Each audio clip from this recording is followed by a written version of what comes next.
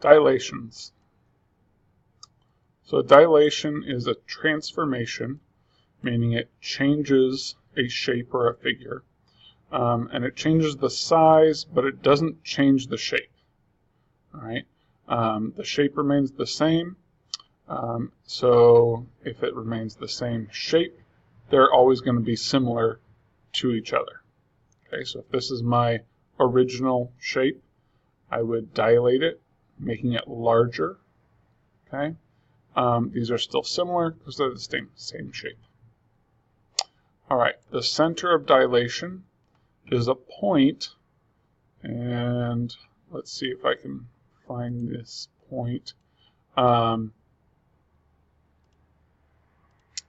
It's a point where, actually, let's use that color.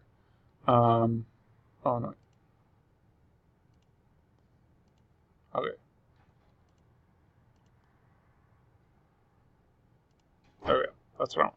It's a point where if you line up all the end points of the figure, where all of them meet.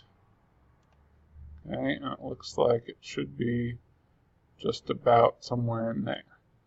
Okay, so this is where my dilation is coming from.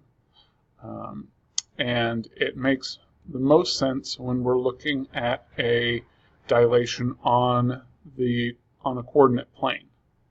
All right, and we're always going to be using this year. We're always going to be using the origin as our point, as our center of dilation. Okay,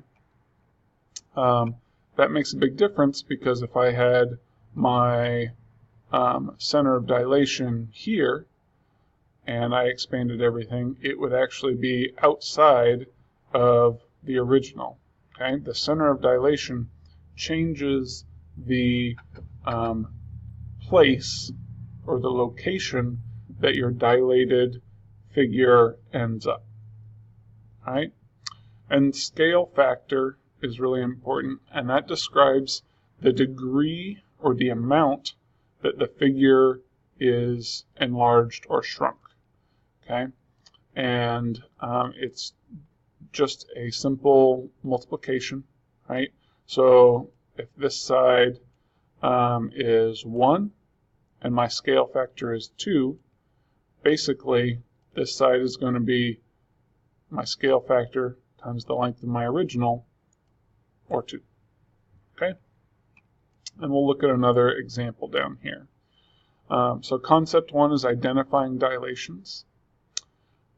And as I said before, when we dilate a figure, like this rectangle, okay, we multiply the side lengths by the scale factor to get our new figure.